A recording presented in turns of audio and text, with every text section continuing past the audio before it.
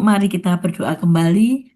Terima kasih Bapa, inilah pujian kami, karena Engkau masih menyertai kami. Engkau akan memberikan kami hidup yang baru. Engkau memberikan kami damai sejahtera. Terimalah pujian kami Bapa, karena sekali Yesus, tetap Yesus itulah yang hati kami nyanyikan dan kami pujikan. Terimalah sebagai pujian yang harum dalam kerajaan-Mu Bapa. Kalau sebentar kami mau mendengarkan firman-Mu, kiranya Engkau urapi hamba-Mu ini Tuhan, supaya firman ini bisa menjadikan berkat bagi saudara-saudari kami yang mengikuti Zoom ini.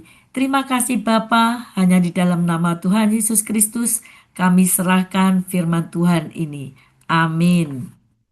Shalom, selamat pagi Bapak-bapak, Ibu-ibu semuanya.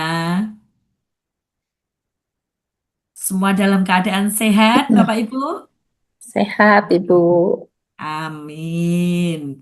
Ya, karena kita tidak tahu bahwa hidup ini adalah suatu yang misteri ya Bapak Ibu ya.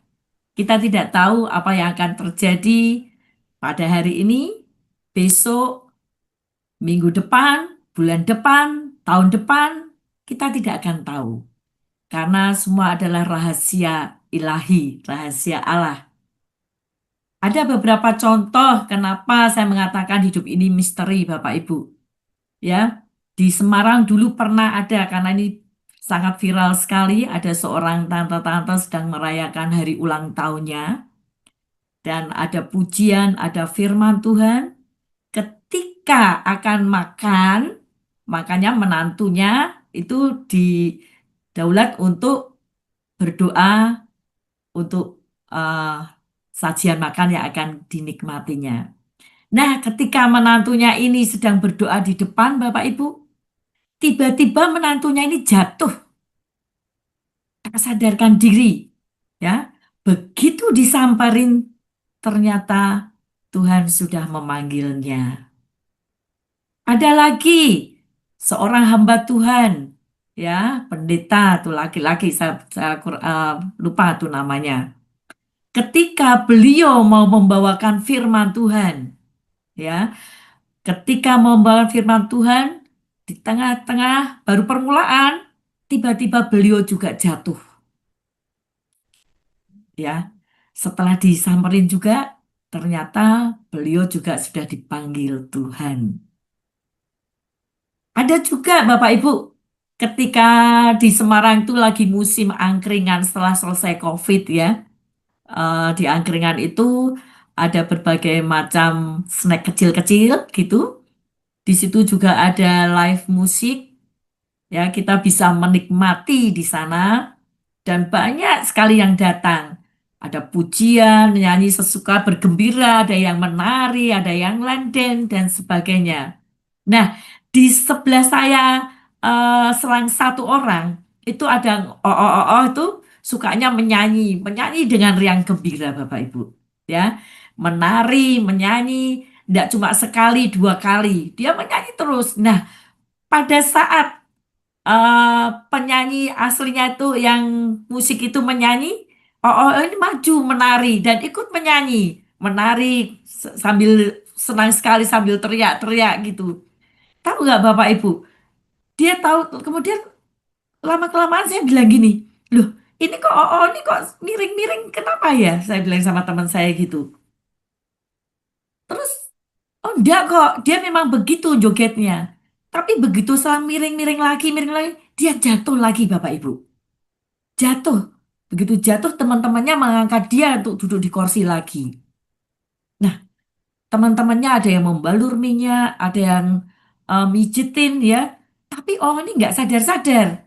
Kemudian dipanggillah ambulan karena itu Jalan Gajah Mada dekat dengan Rumah Sakit Logorejo, dipanggillah ambulan. Saya dipanggil ambulan, di tengah perjalanan dia juga sudah dipanggil Tuhan. Nah, kita tidak tahu Bapak Ibu. Dalam keadaan kita masih berdoa, dalam keadaan membawakan firman Tuhan, dalam keadaan euforia sukacita, Tuhan memanggilnya. Apakah kita sudah siap dengan segalanya seperti itu? Ya, hidup ini sangat misteri. Kita tidak tahu apa yang akan terjadi terhadap diri kita nanti, besok, minggu depan, bulan depan, dan seterusnya. Untuk itu, apakah kita masih tetap setia kepada Tuhan? Apakah dalam hati kita tetap sekali Yesus, selamanya Yesus, seperti yang pujian dibawakan oleh Pak Nando tadi.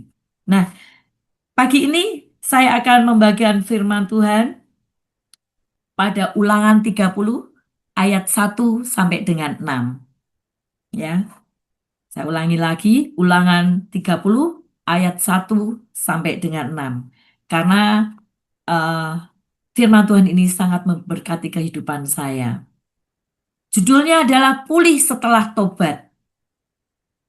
Maka apabila segala hal ini berlaku atasmu, yakni berkat dan kutuk yang telah kuperhadapkan kepadamu, itu, dan engkau menjadi sadar dalam hatimu di tengah-tengah segala bangsa kemana Tuhan Allahmu menghalau engkau, dan apabila engkau berbalik kepada Tuhan Allahmu dan mendengarkan suaranya sesuai dengan segala yang kuperintahkan kepadamu pada hari ini, baik engkau maupun anak-anakmu, dengan segenap hatimu dan dengan segenap jiwamu, maka Tuhan Allahmu akan memulihkan keadaanmu dan akan menyayangi engkau. Ia akan mengumpulkan engkau kembali dari segala bangsa, kemana Tuhan Allahmu telah menyerahkan engkau. Sekalipun orang-orang yang terhalau daripadamu ada di ujung langit, dari sana pun Tuhan Allahmu akan mengumpulkan engkau kembali, dan dari sana pun ia akan mengambil engkau. Tuhan Allahmu akan membawa engkau masuk ke negeri yang sudah dimiliki nenek moyangmu, dan engkau pun akan memilikinya pula. Ia akan berbuat baik kepadamu, ia Tuhan ya, yang akan berbuat baik kepadamu, dan membuat engkau banyak melebihi nenek moyangmu.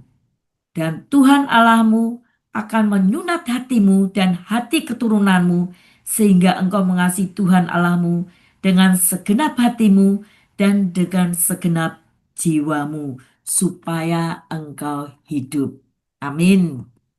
Nah, Bapak Ibu, firman ini ditujukan oleh bangsa Ibrani atau bangsa Israel sewaktu dia keluar dari negeri Mesir. Dia dipandu oleh Musa dalam perjalanannya. Bangsa Israel ini banyak sekali mengeluh, ya, kemudian menyembah Allah lain, mengomel, tetapi Tuhan senantiasa menyertai mereka. Tuhan memberikan apa yang mereka minta.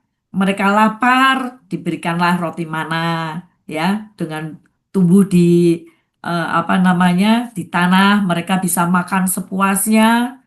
Ketika mereka kepingin daging, dikirimlah Tuhan burung, ya, sehingga mereka bisa menikmati daging-daging burung itu. Ketika mereka haus, mereka juga diberikan air, sehingga yang membuat Musa juga agak emosi memukulkan tongkatnya ke batu itu, dari air pahit menjadi air yang melimpah. Tetapi mereka juga eh, begitu melihat apa namanya mujizat yang Tuhan berikan, mereka tidak sadar-sadar Bapak Ibu. Mereka kadang tobat, kadang kumat lagi untuk menjauhi Allah. Terkadang mereka membuat patung-patung, ya, patung-patung untuk disembah oleh mereka. Sebetulnya Tuhan sudah memberikan hidup itu kepada mereka adalah damai sejahtera. Damai yang mereka kantongi itu tidak dipergunakan dengan baik. Nah, Bapak Ibu, ini sebagai contoh ketika saya sedang waktu masih bekerja di sebuah farmasi, ya, saya pernah meninggalkan Tuhan. Kenapa? Pada waktu saya bekerja, ada atasan saya, ya, dan atasan saya punya atasan lagi. Nah, atasan lagi tidak suka dengan atasan saya langsung, dia selalu curhat kepada saya. Curhat mengenai atasan saya langsung itu. Setiap hari dia curhat ke saya. Pemimpinannya seperti ini. Pada awalnya saya menerima menanggapi curhatan itu. Tapi lama-kelamaan saya sendiri juga agak enggan menanggapi curhatan itu dan saya berkata sama atasan saya yang direktur marketing itu, Pak, kalau Bapak mau curhat seperti ini, sebaiknya Bapak langsung saja tegur orangnya. Jangan ke saya. Kalau saya kan nanti kan nggak enak. Saya bilang gitu. Nah, disitulah awal persoalan bagi hidup saya. Terus beliau bilang, oke, saya kan cuma cerita sama elu aja. Elu mau mendengarkan terserah. Enggak juga kagak apa-apa. Gua cuma cerita sama elu doang, bilang gitu. Iyalah, ya kan malah lebih enak kalau Bapak tegur langsung daripada lewat saya. Nah, dari situ Bapak Ibu, kemudian dia mulai tidak suka dengan saya. Dia menekan pekerjaan saya dari hari ke hari, bahkan bulan ke bulan dia menekan. Sehingga dia punya suatu pemikiran akan menggantikan saya dengan mantan anak buahnya yang ada di farmasi lain. Saya sudah mengerti. Kemudian saya berdoa sama Tuhan. Saya berdoa Bapak Ibu. Saya bilang sama Tuhan, Tuhan, kalau memang eh, Engkau ada, saya bilang gitu, kalau memang Engkau ada, nah itu suatu pertanda bahwa saya kurang percaya bahwa Tuhan itu ada. Pasti semua akan kembali seperti semula. Bos saya akan kembali menganggap saya seperti adiknya dan tidak akan ada masalah lain. Tapi doa saya ini belum dijawab sama Tuhan Bapak Ibu. Tapi makin lama makin hari bos saya ini makin menekan pekerjaan saya. Karena saking nggak kuatnya, saya bilang gini, Tuhan, kok ini ada nggak sih? Kenapa doa-doa saya tidak dijawab? Kalau Tuhan tidak menjawab doa saya besok akan beralih ke agama lain. Saya akan menyembah Allah lain karena kamu ternyata tidak ada. Saya bilang gitu. Benar Bapak Ibu. Sesuai dengan omongan saya ini, akhirnya saya beralih ke agama lain. Saya melakukan sholat, ya. Sholat biasanya 4 rakaat, 2 rakaat, 3 rakaat. Saya melakukan lebih daripada itu. Kalau 4 rakaat, saya melakukan 8 rakaat. 2 rakaat sebelum, 2 rakaat sesudah. Dan selalu saya eh, sholat itu dengan patuh. Setiap kali ada bunyi apa namanya kalau di Semarang itu kentong apa pemberitahuan Allahu Akbar itu, saya lekas-lekas itu wudhu kemudian sholat. Tapi apa yang terjadi Bapak Ibu? Makin lama, makin saya melakukan itu, kehidupan saya makin drop. Ekonomi saya juga makin drop. Dan saya akhirnya keluar dari pekerjaan saya. Rumah saya jual, saya buka warung rumah makan di depan Rumah Sakit Suyoto Jalan Veteran, sekarang namanya apa itu baru nggak tahu. Saya kontrak di situ ruko selama 2 tahun. Saya buka rumah makan itu ala warteg Semarang ya. Ternyata setelah hanya berlangsung 3 bulan saja Bapak Ibu. Karena orang yang beli itu dia merasa warung itu tutup, padahal itu buka. Dan eh, taksi yang bilang, kok saya pikir warungnya ibu tutup. Ternyata buka. Nah, 3 bulan warung saya makin lama makin tidak ada pembelinya. Akhirnya warung itu saya tutup. Tutup dan saya rukonya saya kembalikan ke yang punya. Saya hanya dikembalikan 1 tahun. Kemudian saya balik ke Semarang, Bapak Ibu. Kehidupan di Semarang makin lama makin tidak menguntungkan saya. Ya, uang yang saya punya habis, Bapak Ibu. Rp1.000 pun loh, Bu, saya tidak punya. Saya ikut sama keluarga saya dan saya di situ menangis karena saya ada cucu saya satu yang ikut saya karena anak saya bekerja di Jakarta waktu itu juga belum stabil, suaminya juga belum stabil. Ya, mau membelikan roti buat cucu saya nggak bisa. Nah, setahun, persis 1 tahun Bapak Ibu, Maret ke Maret, dan waktu asar, saya tuh sholat. Ketika sujud, saya menangis sama Tuhan. Saya bilang, ya Allah, ya waktu itu kan Muslim ya, ya Allah, salah saya itu apa? Dosa saya itu apa? Sehingga kehidupan saya kok seperti ini. Kenapa saya sampai begini? Ampuni aku Tuhan. Saya cuma bilang gitu. Saya menangis sih Bapak Ibu. Kemudian pada rakaat kedua Bapak Ibu, saya juga menangis terus Bapak. Saya bilang, ya Allah tolonglah aku. Aku percaya Engkau ini ada. Aku percaya bahwa Engkau senantiasa melihatku untuk sholat ini. Tapi aku nggak percaya adanya Muhammad. Saya bilang gitu. Tahu nggak Bapak Ibu? Dalam keadaan saya menangis, sujud pada Tuhan. Dan saya bilang bahwa Engkau ini ada. Tiba-tiba saya mendengar audible Tuhan yang bilang, kenapa kamu meninggalkan aku? Wah, saya terkejut Bapak Ibu. Dan saya melihat ke atas. Saya melihat suara ini datangnya dari mana? Suara ini laki-laki berwibawa dan lembut. Dia mengatakan, kenapa kamu meninggalkan aku?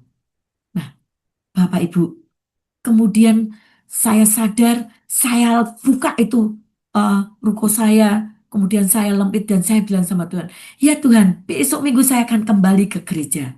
Saya mau balik kepadamu ya Bapak. Saya bilang gitu. Nah, tidak selang lama kemudian Bapak Ibu, 1 atau 2 hari saya mendapat telepon dari teman saya di Jakarta. Res, kamu di mana kamu? Oh, saya di Semarang sih. Kenapa? Saya bilang, kamu mau nggak kerja? Dia bilang. Nah, berkat itu mengalir Bapak Ibu. Saya langsung tangkap, ya saya mau Ci. Tapi kamu mau nggak di Medan? Kamu jadi area manager. Dalam hati saya bersyukur. Jadi area manager nggak apa-apa. Di Medan pun saya nggak apa-apa. Ya oke, langsung tanpa eh, berpikir panjang saya okein. Ya oke, nanti bulan depan kamu datang ke Jakarta ya. Setelah saya di Jakarta, ternyata saya tidak jadi area manager, Bapak Ibu. Saya tetap menjadi sales manager. Nah, itulah Tuhan sudah memulihkan kehidupan saya. Barang siapa yang bertobat seperti firman ini katakan, sejauh mana kamu meninggalkan Tuhan? Sejauh mana kamu tidak percaya lagi kepada Tuhan? Tetapi bila engkau bertobat, Tuhan akan memulihkan, Tuhan akan memberkati dan memulihkan hati kita menjadi baru. Batin kita juga akan menjadi baru karena Roh Kudus senantiasa bersama dengan kita. Itu awal dari saya pertobatan. Dulu saya masih ingat khotbahnya Pak Nando yang bilang bahwa jangan menjadi Kristen KTP ya Pak Nando ya. Kristen tanpa proses. Nah, itulah saya sedang diproses oleh Tuhan waktu itu. Saya pikir-pikir, oh iya, saya ini sedang diproses oleh Tuhan. Terus saya ingat itu, oh betul kata Pak Nando. Saya waktu itu Kristen KTP, Kristen tanpa proses, sehingga saya mudah sekali beralih ke agama lain. Sama seperti zaman sekarang, banyak guru sekolah minggu yang mengerti akan firman Tuhan. Tetapi karena cinta, ya, dia rela meninggalkan Tuhan Yesus. Dia rela mengikuti agama yang lain tanpa kembali lagi. Tapi saya yakin sekali Tuhan sudah menangkap pasti akan balik lagi. Amin, Bapak Ibu. Ya, banyak sekali yang tidak kita sangka-sangka, banyak sekali orang yang eh, meremehkan apa itu damai sejahtera yang diberikan oleh Tuhan. Kadang damai sejahtera yang diberikan oleh Tuhan itu terganggu dengan adanya masalah, problem kehidupan, sakit yang berkepanjangan.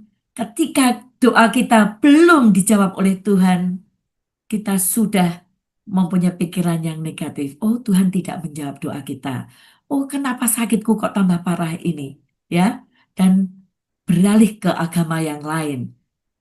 Bapak Ibu, banyak yang orang yang punya masa itu meninggalkan Tuhan karena mereka tidak tahu sebenarnya Tuhan itu maha baik. Tuhan itu menyadari bahwa kita ini adalah ciptaannya yang perlu diselamatkan oleh Dia. Tuhan tidak ingin membumi hanguskan manusia, tapi Tuhan rela untuk menebus dosa kita mati di kayu salib karena ingin menyelamatkan ciptaannya yang paling sempurna, yaitu kita sebagai manusia. Dan kalau kita pikir-pikir bahwa hidup ini adalah fana, Bapak Ibu. Buat apa kita terlalu mengejar duniawi, kedagingan kita? Semuanya ini akan habis. Semuanya itu akan musnah. Marilah Bapak Ibu, ikatkan diri kita. Ikatkan diri kita ke surga. Fokuskan diri kita ke Tuhan. Fokus ke Tuhan bagaimana kita setia melayani pekerjaan Tuhan. Itu tidak gampang. Karena pelayanan ini hanya orang-orang yang terpilih, orang-orang yang mau, orang-orang yang dengan ikhlas untuk melayani Tuhan. Dan melayani Tuhan itu tidak hanya sekedar kita melayani Bapak Ibu. Kita harus menjadi seperti Bu Hesti katakan, kita ini harus menjadi pelayan yang militan, bukan editan. Ya, pelayan-pelayan militan itu rela berkorban, berkorban waktu, berkorban tenaga. Kalau ada materi juga kita berkorban untuk materinya. Semuanya itu harus kita lakukan untuk menyenangkan hati Tuhan. Karena Tuhan terlebih dahulu sudah menyenangkan hati kita. Tuhan sudah memberikan damai sejahteranya kepada kita. Kita jauh, Tuhan ingin kita mendekatnya. Ketika sakit, Tuhan ingin menyembuhkannya. Tetapi semua tergantung Bapak Ibu. Kenapa doa kita belum terjawab? Kenapa sakit kita masih berkepanjangan? Karena doa kita terkadang masih tertutup dengan apa yang kesalahan yang kita lakukan mungkin ya. Ada dosa yang belum dilepaskan, ada eh, kita harus melepaskan roh pengampunan ya agar semuanya ini bisa menjadikan hidup kita damai sejahtera. Nah, seperti juga yang eh, saya dapatkan berkat di dalam persekutuan Dorea ini, baik di dalam Zoom maupun dalam kehidupan sehari-hari, ibadah di Semarang sebulan sekali, roh saya, roh saya ini dikuatkan oleh nubatan-nubatan yang Tuhan katakan melalui Bu Hesti. Di saat saya lemah, Bu Hesti berdoa, ya kadang Pak Yosua berdoa untuk menguatkan roh saya.